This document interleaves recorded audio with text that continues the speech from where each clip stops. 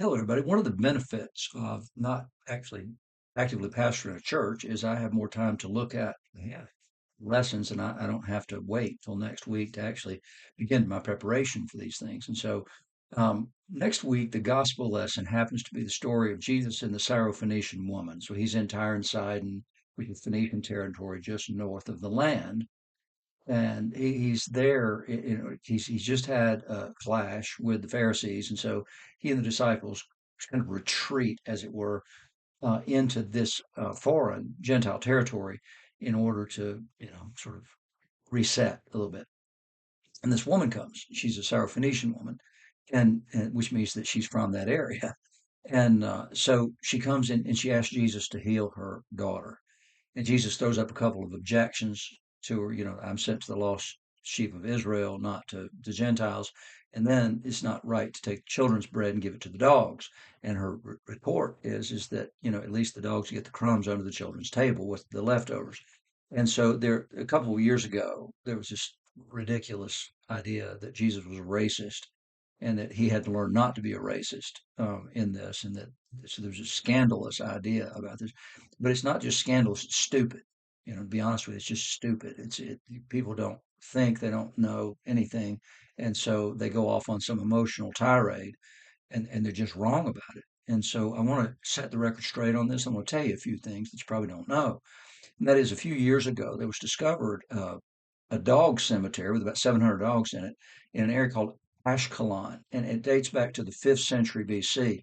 Ashkelon would have been in the northern kingdom of Israel, which had been overrun by the Assyrians in the 7th century. And so it would not have been in Israelite hands at this time. And there were many groups that lived in Ashkelon at the time. And so, but the most likely group to have had this cemetery, that cemetery for the dogs, just dogs, by the way, and there was no sense that these dogs had been mistreated in any way. In fact, they were very carefully buried, and they died of old age, or natural causes, maybe a better way to say that. And so it's an odd thing, that this is there, and people were fascinated by this idea. Well, so what they've come to conclude is that it's likely then that was a Phoenician settlement where these dogs would have been buried. And why would that have been? Well, it's because the dog was highly associated with a god called Reshef Mukal. And Reshef Mukal, in addition to a bunch of other things that seem diametrically opposed to this, was a god of healing. And the belief is that either he would heal you directly, or at night he would send out representatives, including dogs, who would lick your wounds and heal you. And there's a belief all in that whole area, actually in Mesopotamia and Egypt and other places, but that dogs had healing power. And it came from the idea that they watched dogs lick their wounds as a salve, and they believed that dog spit would heal, kind of like we believe mama spit does. If you spit on it and clean it up, then it'll get better. But they had this belief about this, that dogs were responsible for healing. And so, what is the presenting issue in that story? Well, it's that her daughter needs to be healed. And so, why do you come to me when you could go to a dog? Could be one way to actually look at that. But they revered dogs in different places in Phoenician artifacts. We will see that God actually represented as a dog. And so there's this deep connection in Phoenician life with dogs, not as a bad thing, but as kind of an elevated thing. Like I said, in some cases, the god is portrayed as a dog itself.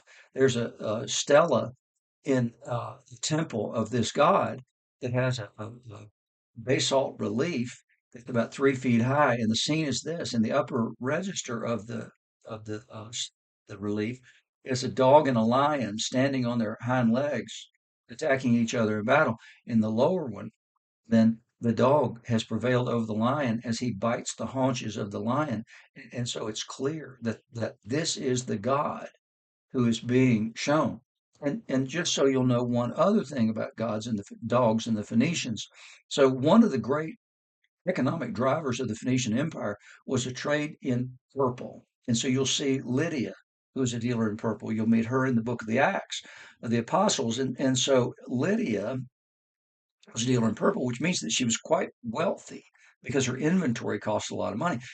It was derived from a shell called the murex, and it took about 12,000 murex shells to produce 1.2 grams of this dye, and it was coveted all over the world. It was initially called royal purple, and then when the Romans took over in the area, then it became called imperial purple, and only certain people were even allowed to wear it. It actually um, was worth more than its weight in gold, literally. It was worth more than its weight in gold. And so there were Phoenician coins actually that depicted the story of the mythology of how this purple dye was actually discovered. And I'll tell you that real quickly. It's not a very long myth, so it's very simple to tell you this. So there's a god called Melkart, and Melkart was the primary god of the Phoenicians.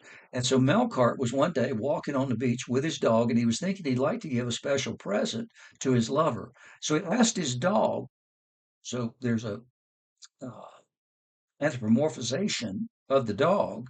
He asked the dog to bring something worthy of a god. So the dog looks around, sniffs around the beach, and sniffs some of the seashells in the sand. He munched on one of them. He came back. His nose was covered in this crimson color. And so at that point, Tyrian purple had been discovered. And so he gave this well kept secret to his people, and it formed the financial basis of the Phoenician Empire, provided them the ability to build a mighty navy in addition to their own trading ships. And oddly enough, the word Phoenician means the purple ones. And so Phoenician coins of the time were actually cut, showed the image of a dog biting a sea snail. So when somebody tries to tell you that it's a slur when Jesus refers to this dog in this context, remember that the dog is closely associated with healing. He is closely associated with the wealth of the Phoenician Empire, and that they greatly revered their dogs by the way we know that from the way they buried them at Ashkelon. So knowing things helps you from looking stupid.